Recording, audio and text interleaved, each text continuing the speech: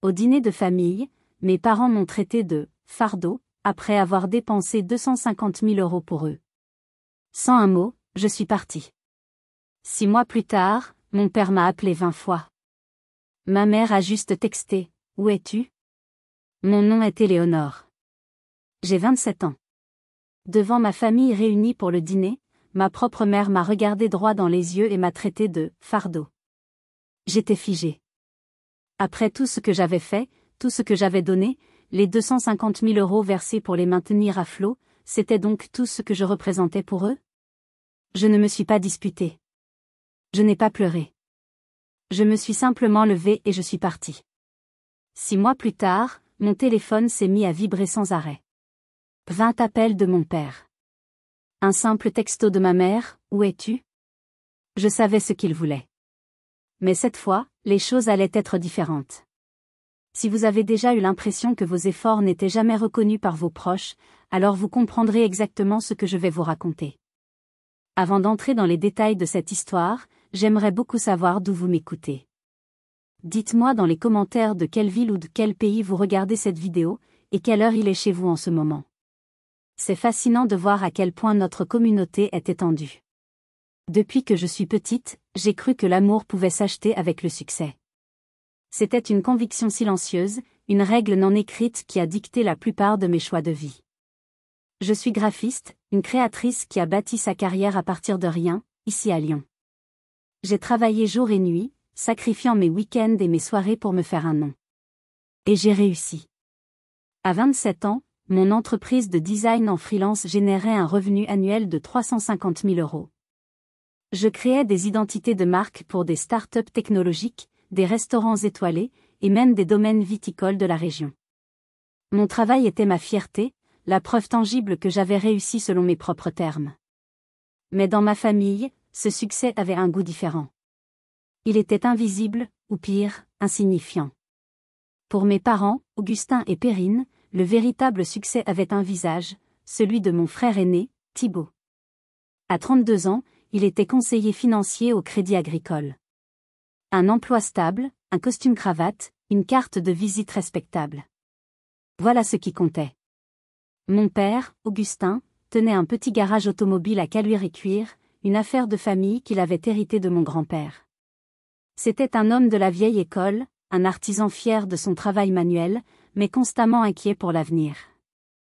Ma mère, Perrine, une comptable à la retraite, était obsédée par le statut social, par le « qu'en dira-t-on ».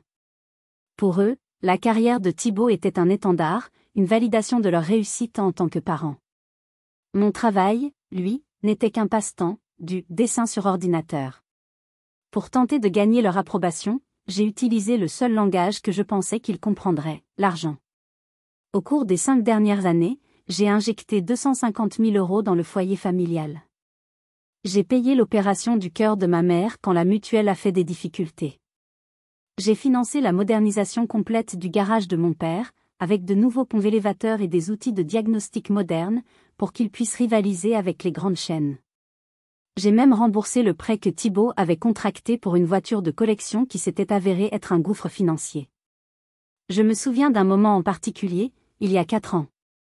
Le garage de mon père était au bord de la faillite. Les dettes s'accumulaient.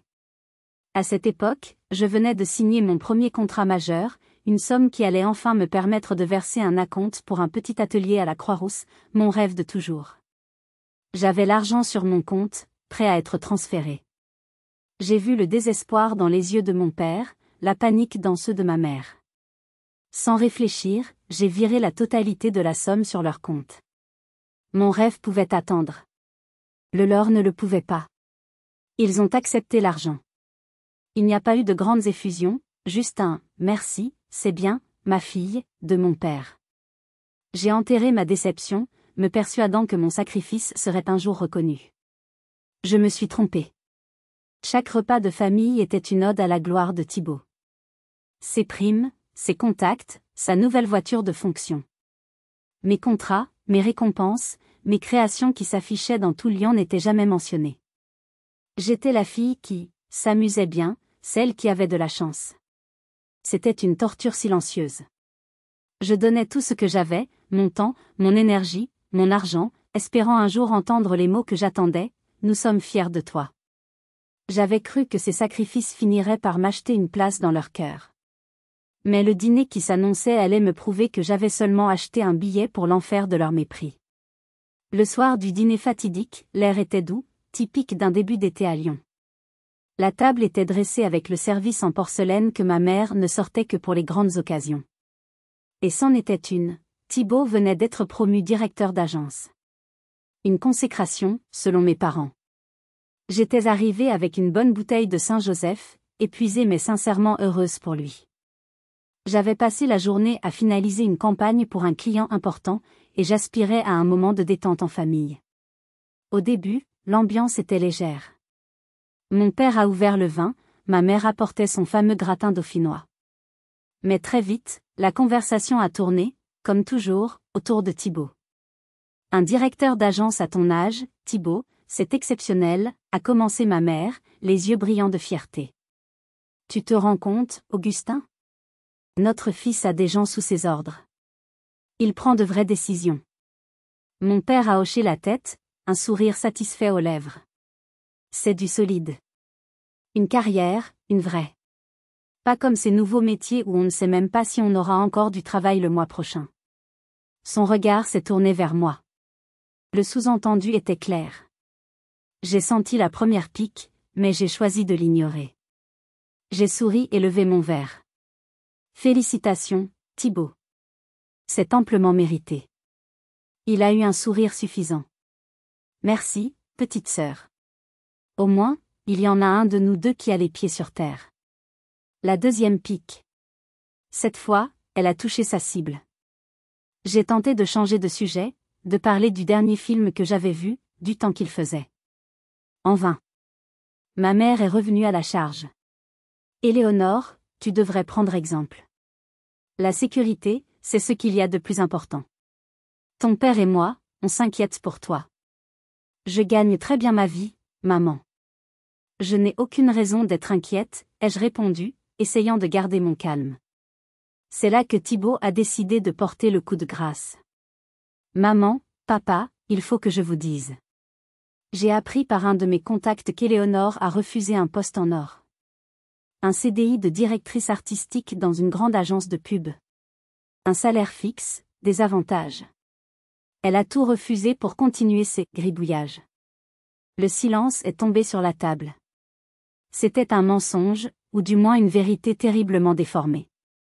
J'avais bien eu une proposition, mais le poste aurait signifié la fin de ma liberté créative, de tout ce pourquoi j'avais travaillé. Mes parents m'ont dévisagé, l'incompréhension se lisant sur leur visage. C'est vrai, ça, a demandé mon père, le ton dur. J'ai refusé parce que ce n'était pas en accord avec mes ambitions. Tes ambitions, m'a coupé ma mère, sa voix montant d'un cran. Mais quelles ambitions ? Ton ambition, c'est de rester seul dans ton coin à jouer sur ton ordinateur ? La famille, ça ne compte pas ? Construire quelque chose de durable, ça ne te dit rien ? La colère a commencé à monter en moi, une vague chaude et amère. Construire quelque chose de durable ? Mais c'est ce que je fais tous les jours. Je paie vos factures, j'ai rénové le garage, j'ai payé pour ta santé, maman. J'ai versé plus de 250 000 € dans cette maison. Qu'est-ce que vous croyez que je fais ?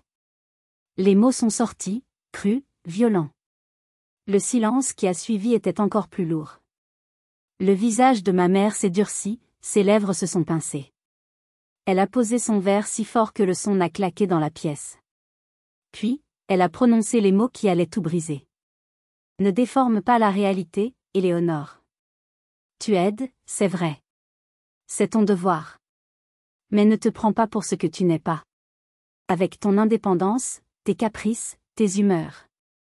Tu ne penses jamais à nous, à l'image de la famille. Franchement, tu n'es qu'un fardeau. Un fardeau.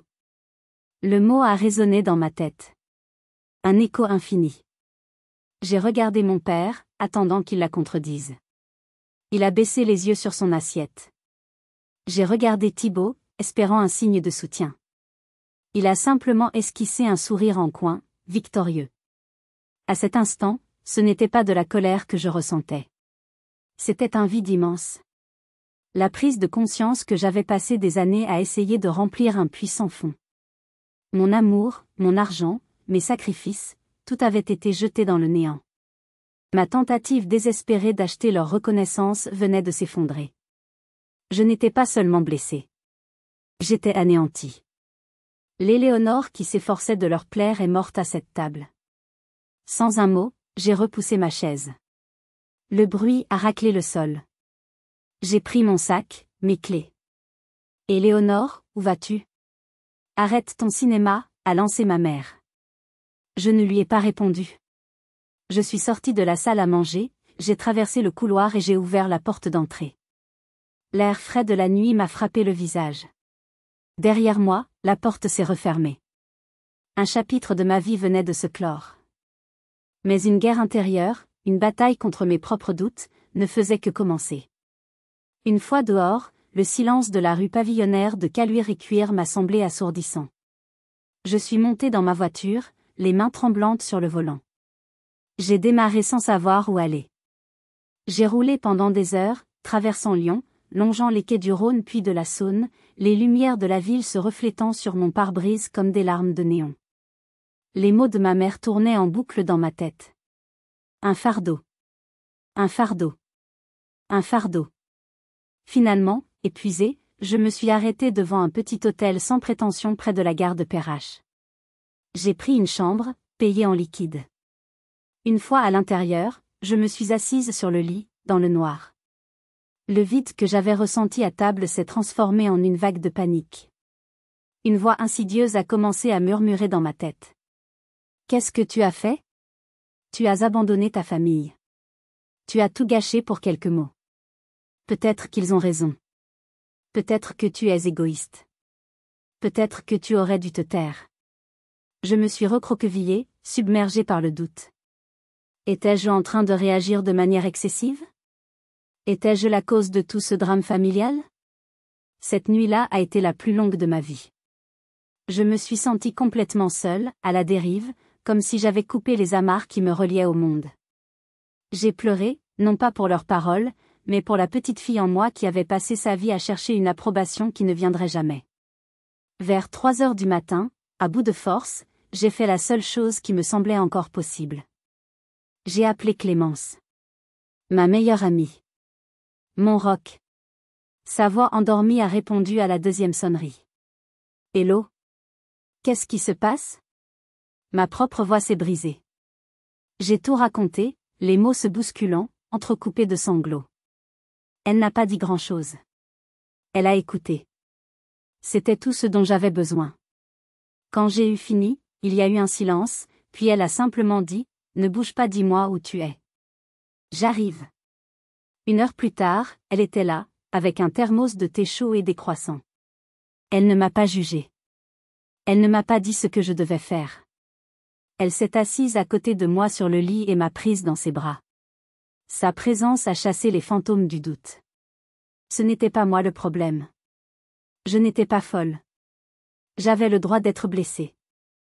Les jours suivants, j'ai vécu chez elle. Clémence m'a donné l'espace nécessaire pour respirer, pour commencer à guérir. C'est elle qui, la première, a planté une graine dans mon esprit. Tu ne peux pas retourner là-bas, Hello. Tu mérites un endroit où tu te sens en sécurité, où tu es célébré, pas toléré. Ensemble, nous avons commencé à regarder les annonces d'appartements. L'idée m'effrayait, mais elle me donnait aussi un but. Un nouveau départ. Nous avons ciblé la Croix-Rousse, le quartier des artistes, des créateurs. Le cœur battant de Lyon. C'est pendant cette période que ma mère a tenté de reprendre le contrôle. Un soir, alors que je prenais une douche, mon téléphone, posé sur la table du salon, a sonné. C'était ma mère. Clémence a hésité, puis a répondu, mettant le haut-parleur. Clémence? C'est Perrine. Peux-tu me passer Éléonore? Elle n'est pas disponible pour l'instant, Perrine. La voix de ma mère s'est faite plus douce, faussement inquiète. Je me fais tellement de soucis pour elle. Elle est si impulsive. Elle a dû tout comprendre de travers. Dis-lui de rentrer à la maison, que tout est oublié. Dis-lui qu'elle nous manque. Clémence est restée de marbre. Ce n'est pas ce que je pense qu'elle a besoin d'entendre en ce moment. Elle a besoin d'espace. Le ton de ma mère a changé instantanément, devenant glacial. Ne te mêle pas de nos affaires de famille, jeune fille. Tu ne sais rien. Tu la montes contre nous. Au contraire, a rétorqué Clémence, sa voix ferme. J'essaie juste de l'empêcher de sombrer à cause de vous. Elle ne reviendra pas, laissez-la tranquille. Elle a raccroché. En sortant de la salle de bain, j'ai vu la colère sur son visage. Elle m'a tout raconté. Cet appel a été un électrochoc. La tentative de manipulation de ma mère a balayé les derniers vestiges de ma culpabilité. Il ne regrettait rien. Il voulait juste que les choses redeviennent comme avant, avec moi dans le rôle de la banque silencieuse et obéissante. Que auriez-vous fait à ma place? Auriez-vous continué à douter, ou cet appel aurait-il été la preuve finale dont vous aviez besoin? Dites-le moi dans les commentaires, votre avis m'intéresse vraiment. Une semaine plus tard, je signais le bail pour un magnifique appartement sous les toits, avec une vue imprenable sur Fourvière. C'était cher, mais c'était le prix de ma liberté. En posant le premier carton dans ce qui allait devenir mon nouveau chez-moi, j'ai senti un poids s'envoler de mes épaules. Je ne construisais pas seulement un nouvel appartement. J'étais en train de rebâtir ma maison intérieure, sur des fondations qui, cette fois, seraient les miennes. Mon nouvel appartement à la Croix-Rousse est rapidement devenu mon sanctuaire. La lumière inondait le salon à travers les grandes fenêtres, et pour la première fois depuis des années, je me sentais inspirée. Libérée du jugement constant de ma famille, ma créativité a explosé. Je me suis plongée dans le travail avec une passion renouvelée, non plus pour prouver ma valeur à qui que ce soit, mais pour le simple plaisir de créer. Quelques semaines après mon déménagement, j'ai reçu un email qui allait tout changer. Il provenait d'une jeune start-up lyonnaise nommée « Les Artisans de Demain ».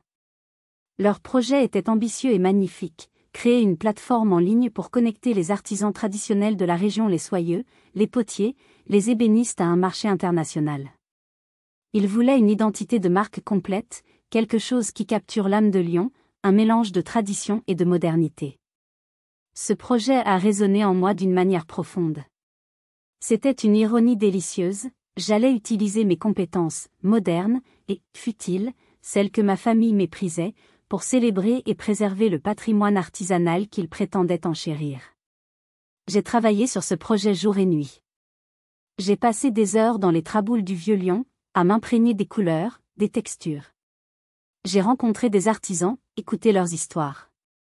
Le résultat a été le meilleur travail de ma carrière.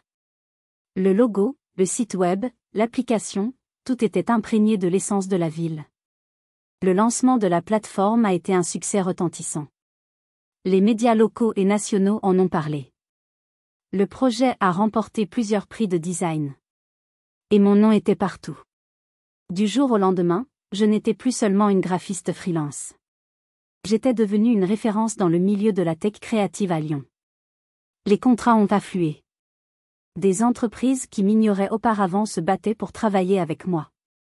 Mon revenu annuel a grimpé en flèche, passant de 350 000 à 450 000 euros. Pour la première fois, cet argent n'était pas destiné à combler les dettes des autres. Il était pour moi. Pour ma sécurité. Pour mes projets. Pour mes rêves. Mais ma renaissance n'était pas seulement professionnelle. C'était un processus de guérison holistique. J'ai commencé à prendre soin de moi, à redécouvrir qui j'étais en dehors de mon rôle de fille de ou de sœur de. J'ai repris la course à pied, longeant les berges du Rhône chaque matin, l'air frais nettoyant mon esprit. Sur les conseils de Clémence, je me suis inscrite à un cours de poterie. Le contact avec l'argile, le fait de créer quelque chose de tangible avec mes mains, était incroyablement thérapeutique. C'était l'antithèse de mon travail numérique, un ancrage dans le réel qui m'a fait un bien fou. C'est dans cet atelier de poterie que j'ai rencontré Léandre. Il était photographe, et il était là pour un reportage sur les artisans locaux. Il avait un regard doux et une âme d'artiste.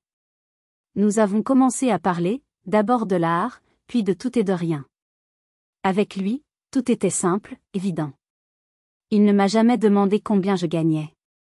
Il s'intéressait à mes passions, à mes peurs, à mes rêves. Il était fasciné par mon processus créatif, posant des questions infinies sur mes inspirations. Pour la première fois, je me sentais vue. Vraiment vue. Pas pour ce que je pouvais apporter, mais pour qui j'étais. Notre relation s'est construite sur une base de respect mutuel et d'admiration. Il était mon plus grand supporter, célébrant chaque nouveau contrat, me réconfortant après chaque journée difficile. Il m'a appris qu'aimer, ce n'était pas sacrifier une partie de soi, mais devenir une meilleure version de soi-même grâce à l'autre. Ma vie était pleine. J'avais un travail que j'aimais, des amis fidèles, un homme qui m'aimait pour les bonnes raisons. J'étais heureuse. Profondément, authentiquement heureuse. Je pensais rarement à ma famille. Leurs souvenirs étaient comme une vieille cicatrice, une douleur sourde qui ne se réveillait que parfois, les jours de pluie. Je croyais que cette nouvelle vie était ma fin heureuse. J'avais trouvé la paix. Mais je ne savais pas que de l'autre côté de la ville, dans la maison que j'avais fui, un drame bien plus sombre se préparait. Ma vie était en pleine floraison, mais le jardin de ma famille, lui, était sur le point d'être dévasté par une tempête qu'ils avaient eux-mêmes semée. Pendant que je redessinais ma vie à la Croix-Rousse, le monde que j'avais laissé derrière moi à Caluire et Cuire commençait à s'effriter. La structure financière de ma famille, que j'avais soutenue à bout de bras pendant des années, reposait sur des fondations bien plus fragiles que je ne l'avais imaginé. Sans mes injections régulières d'argent, les fissures sont rapidement apparues. Au début, ce furent de petites choses. Ma mère a dû renoncer à son abonnement au club de bridge, mon père a reporté le remplacement d'un pont élévateur vieillissant dans son garage. Les factures, que je réglais souvent discrètement en ligne, ont commencé à s'accumuler sur la table de la cuisine. Le crédit de la maison, dont j'avais couvert plusieurs mensualités difficiles sans même qu'il le sache, est redevenu une source d'angoisse mensuelle. Le garage de mon père a été le premier à souffrir visiblement. Le marché était de plus en plus compétitif, et sans les investissements que je finançais, il ne pouvait plus suivre. Les clients, habitués à un équipement de pointe, ont commencé à se tourner vers des garages plus modernes. Les revenus ont chuté. La fierté d'Augustin, mon père, était intimement liée à ce garage. Le voir péricliter, c'était voir sa propre identité se décomposer. C'est dans ce climat de tension et de difficultés financières que Thibaut a décidé de jouer son va-tout. Grisé par sa promotion, convaincu de son génie financier et désireux de prouver à tout le monde, et surtout à lui-même, qu'il pouvait faire bien mieux que sa petite sœur artiste, il a pris une décision catastrophique. Un de ses collègues à la banque lui avait parlé d'une nouvelle crypto-monnaie, un projet prétendument révolutionnaire qui promettait des rendements astronomiques. C'était l'occasion, selon Thibaut, de multiplier le capital familial et de résoudre tous leurs problèmes d'un seul coup. Je me souviens encore des dîners de famille où mes parents louaient l'incroyable flair de Thibaut pour les affaires. « Ton frère, il sent l'argent », disait mon père. « Il a ça dans le sang, il sait comment faire fructifier un capital. C'est un vrai financier. » Ma mère, elle, se vantait auprès de ses amis de la perspicacité de son fils. Pour eux, Thibaut était une sorte de Midas. Cette confiance aveugle, ce piédestal sur lequel il l'avait placé, a été sa perte. Sans consulter personne, et surtout pas un véritable conseiller financier indépendant, Thibaut a convaincu mes parents de liquider la quasi-totalité de leurs économies. Il a même pris une partie du fonds de roulement du garage, l'argent vital qui servait à payer les fournisseurs de pièces détachées. Il a tout investi dans cette fameuse crypto-monnaie.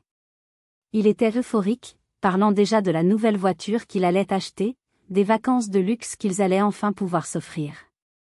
Il allait leur montrer qui était le véritable pilier de la famille.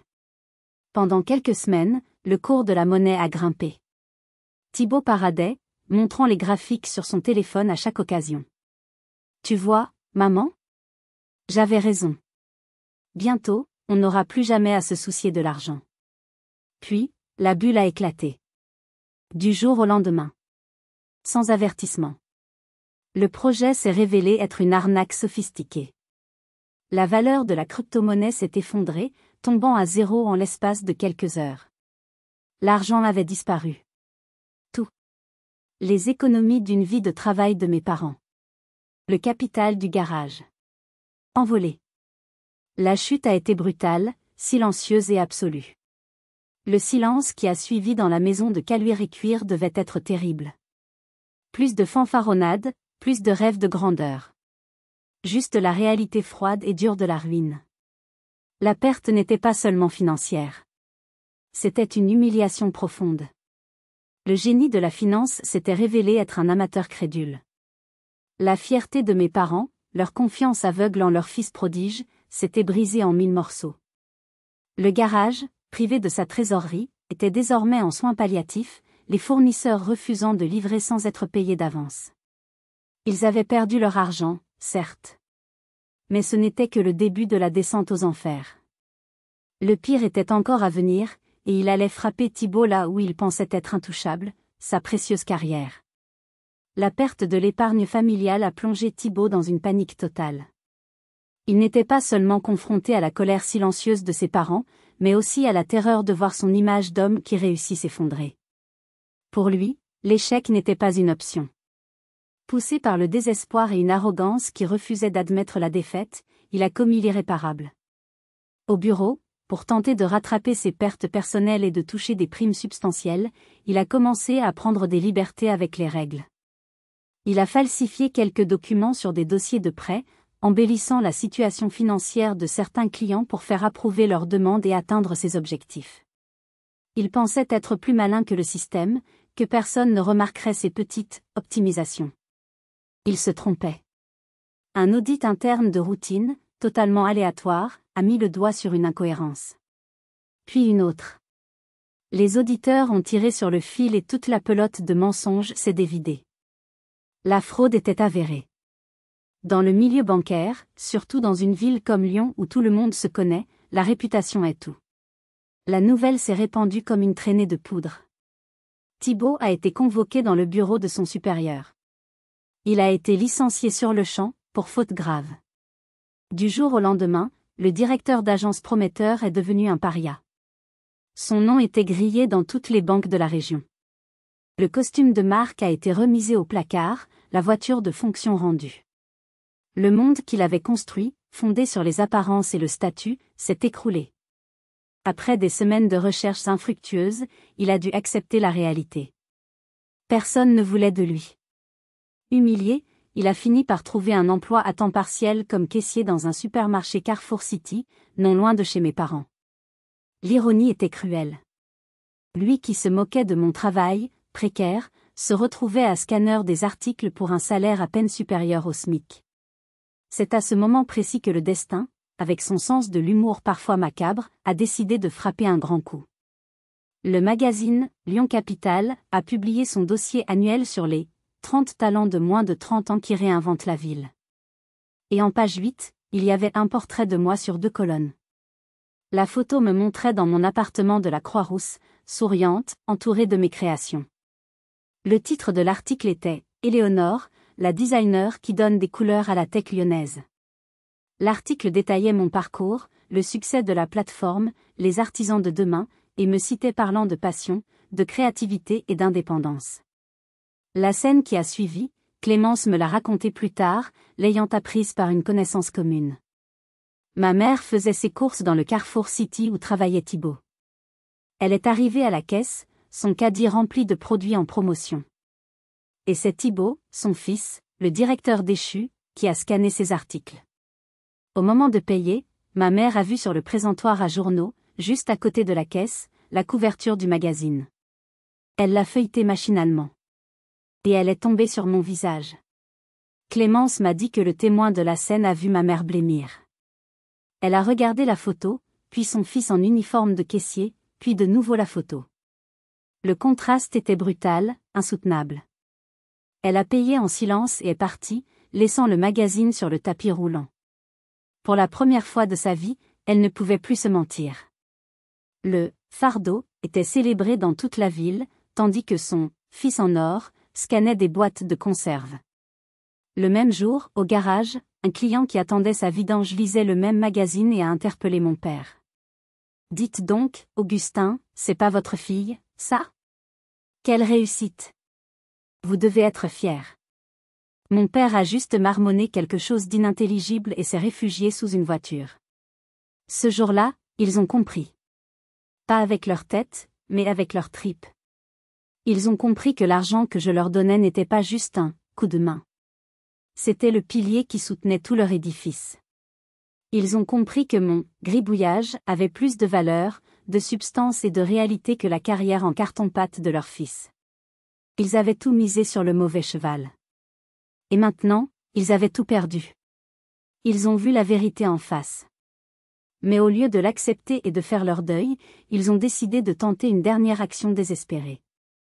Une action qui allait nous mener à la confrontation finale. 6 mois. 6 mois s'étaient écoulés depuis que j'avais quitté la maison familiale. C'était un après-midi d'automne.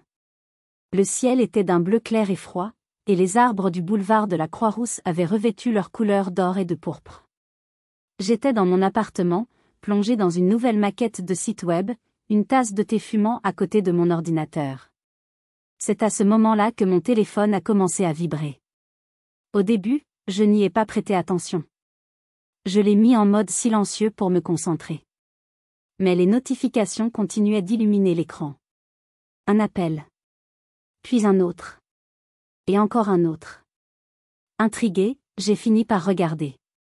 20 appels en absence. Tous du même numéro, celui de mon père. Mon cœur s'est serré. Ma première pensée a été qu'il était arrivé quelque chose de grave. Un accident. Une urgence médicale. Alors que j'allais rappeler, un message est apparu. De ma mère. 5 mots qui ont glacé le sang dans mes veines. Nous sommes en bas. Où es-tu? En bas? J'ai froncé les sourcils, confuse. Je me suis levée et j'ai marché jusqu'à la fenêtre qui donnait sur la rue. Et je les ai vus. Mon père, ma mère et Thibaut. Tous les trois, debout sur le trottoir d'en face, levant les yeux vers mon immeuble. Ils avaient l'air perdus, déplacés. Mon père, dans sa vieille veste de travail, semblait écrasé par l'architecture haussmannienne du quartier.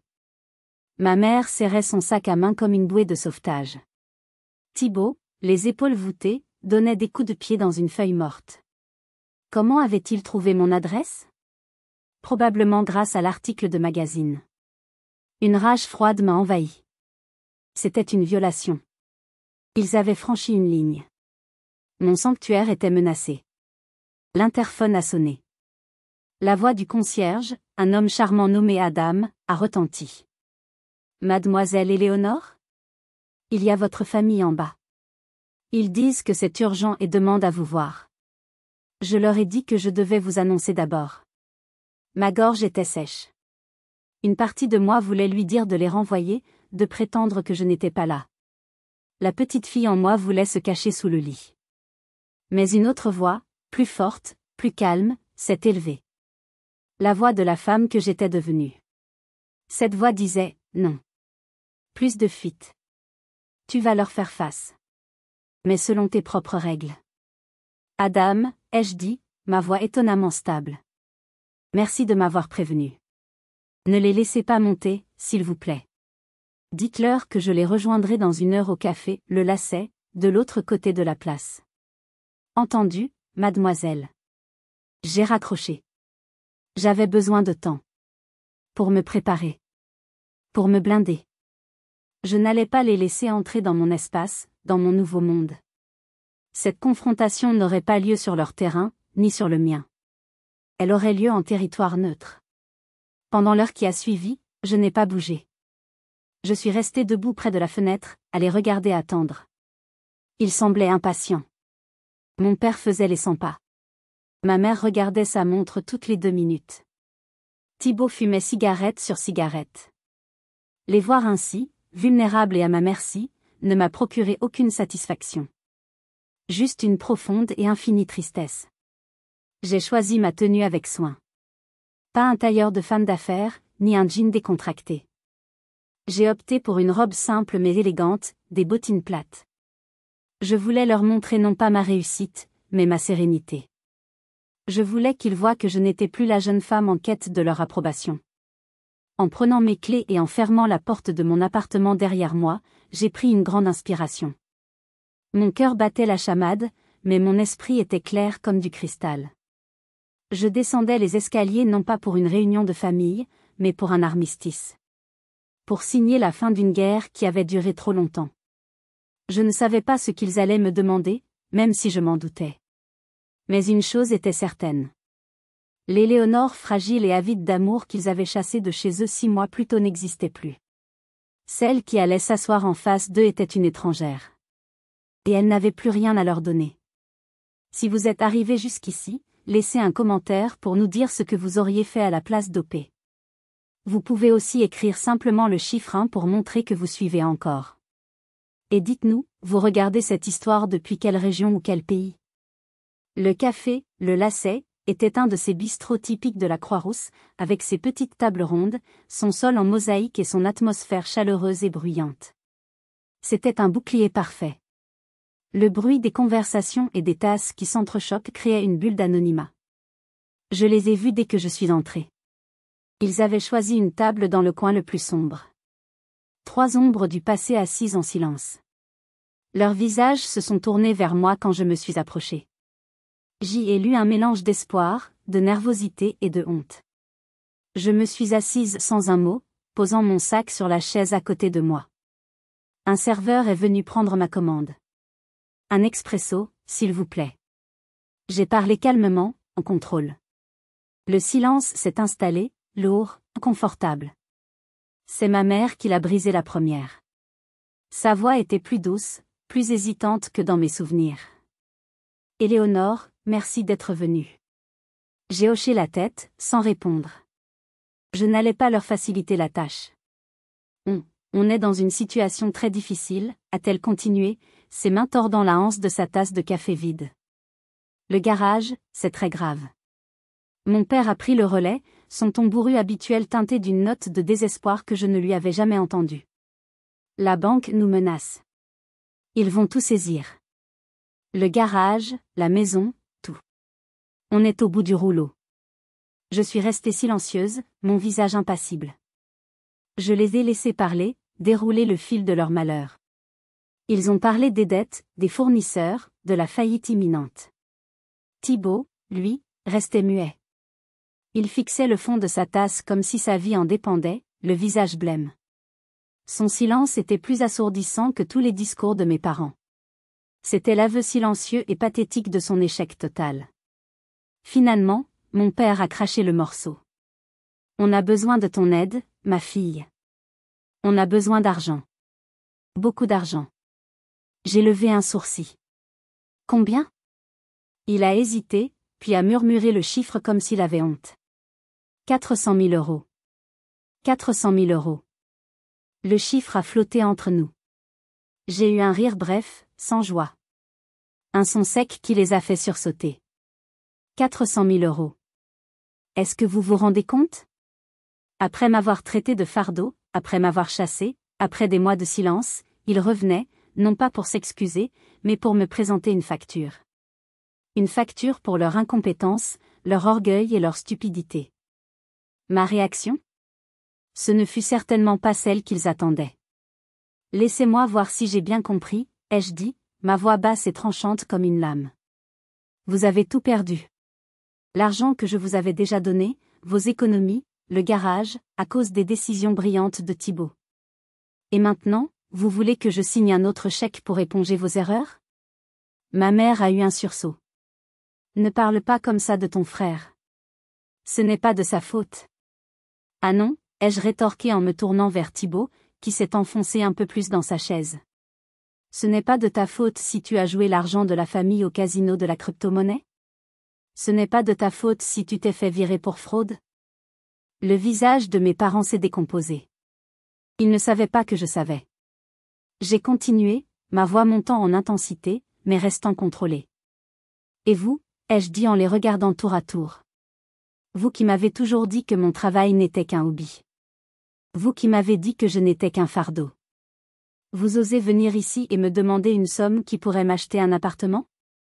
Vous osez me demander de sacrifier encore une fois ma sécurité financière pour vous sauver? Le silence est retombé, plus lourd que jamais. L'air dans le café semblait s'être figé autour de notre table. Les larmes ont commencé à couler sur les joues de ma mère. On est désolé, Éléonore, a-t-elle sangloté. On a eu tort. On voit bien, maintenant. On voit que tu as réussi. On est fiers de toi. Ces mots, Les mots que j'avais attendus toute ma vie. Ils sont enfin sortis de sa bouche. Mais ils sonnaient faux. Creux. Ils n'avaient pas le goût de la sincérité.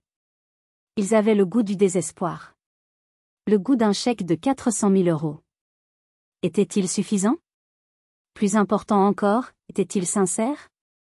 Les larmes de ma mère coulaient, mais pour la première fois de ma vie, elles ne m'atteignaient pas. J'étais comme protégée par une armure invisible, forgée dans la douleur et le silence des 6 derniers mois. On est fier de toi. Ces mots, autrefois si désirés, me laissaient de marbre. J'ai regardé ma mère, puis mon père, qui hochait la tête en signe d'approbation, et enfin Thibaut, qui avait relevé la tête, un éclair d'espoir dans ses yeux vides. Vous êtes fiers de moi, ai-je répété lentement, comme pour tester le poids de chaque syllabe. Ou vous êtes fiers de ce que mon compte en banque peut faire pour vous? Ma mère a secoué la tête, sanglotant plus fort.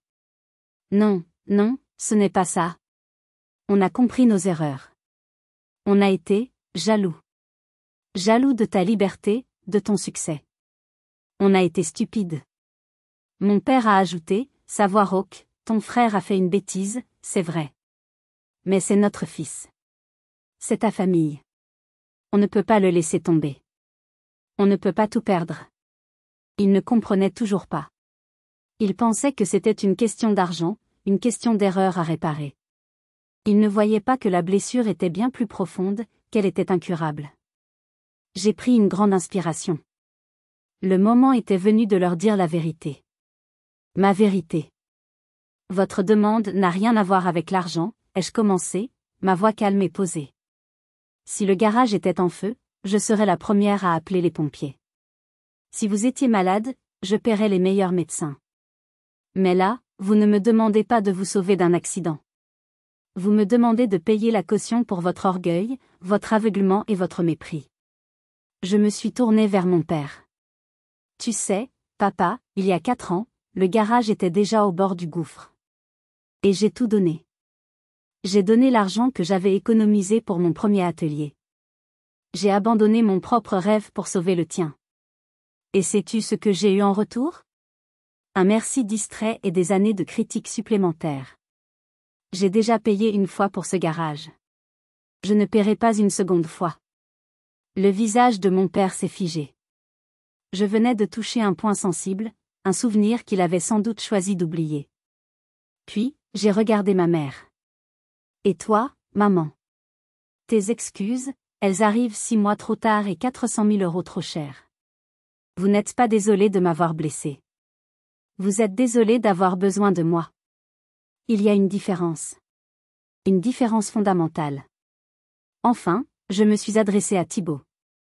Quant à toi, j'espère que cette leçon d'humilité te servira. Peut-être qu'un jour, tu comprendras ce que signifie vraiment le mot « valeur ». Je me suis levée. Le moment était solennel, définitif. La réponse est non. Je ne vous donnerai pas cet argent. Ni aujourd'hui, ni jamais. Les larmes de ma mère se sont arrêtées net, remplacées par un regard de pure incrédulité. Le visage de mon père s'est fermé, la frustration chassant le désespoir. Thibaut a de nouveau baissé la tête, vaincu. J'ai porté ce fardeau assez longtemps, ai-je ajouté. Maintenant, il est temps que vous portiez le vôtre. Le navire est en train de couler, et je ne suis plus votre bouée de sauvetage. J'ai posé quelques pièces sur la table pour payer mon café. C'est la dernière fois que nous avons cette conversation. C'est la dernière fois que nous nous voyons. Ne m'appelez plus. Ne m'envoyez plus de messages. Ne venez plus chez moi. Pour moi, cette famille, telle que vous la concevez, n'existe plus. J'ai besoin de guérir, et je ne peux pas le faire si vous êtes encore dans ma vie. Sur ces mots, j'ai tourné les talons. Je n'ai pas attendu leur réponse. Il n'y avait plus rien à dire. J'ai marché vers la sortie, la tête haute.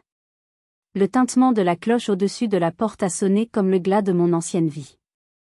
En sortant dans l'air frais de la place, je n'ai ressenti ni tristesse, ni colère. Juste une immense, une profonde, une incroyable sensation de paix. J'étais libre. J'avais enfin quitté la scène. Mais l'histoire n'était pas tout à fait terminée.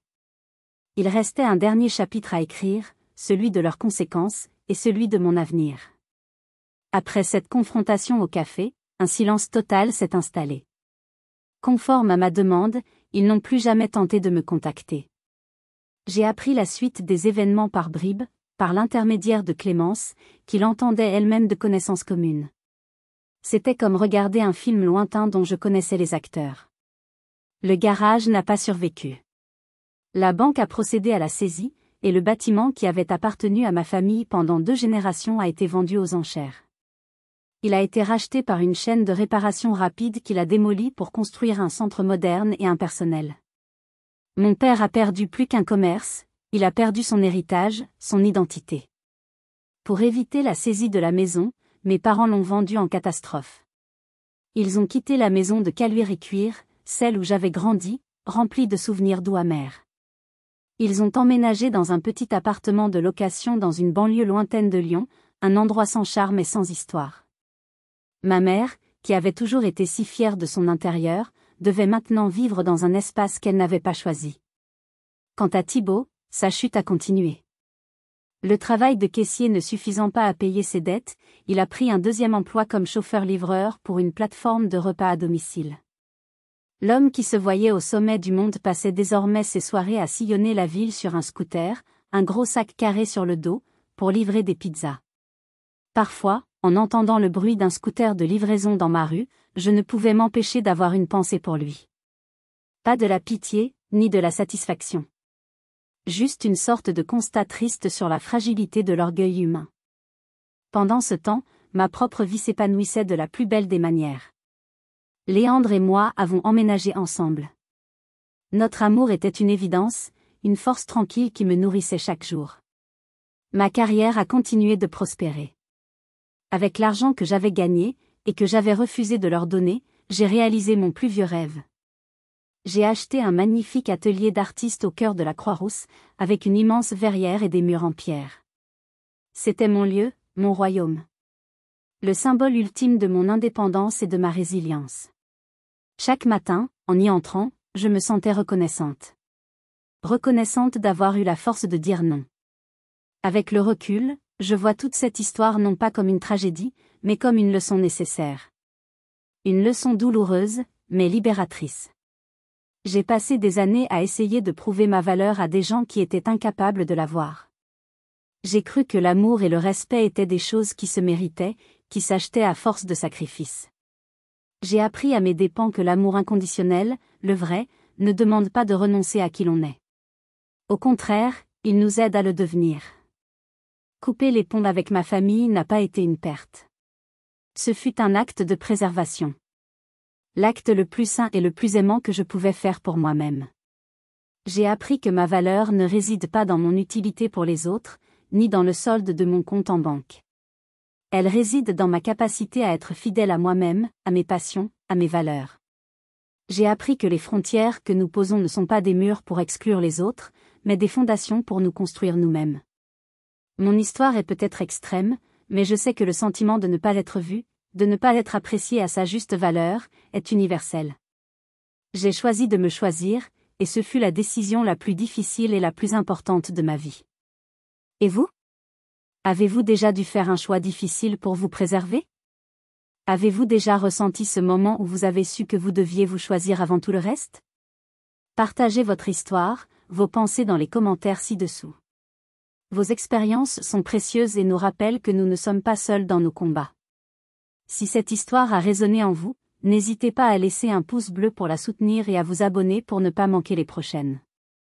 Votre soutien est incroyablement précieux. Merci de m'avoir écouté.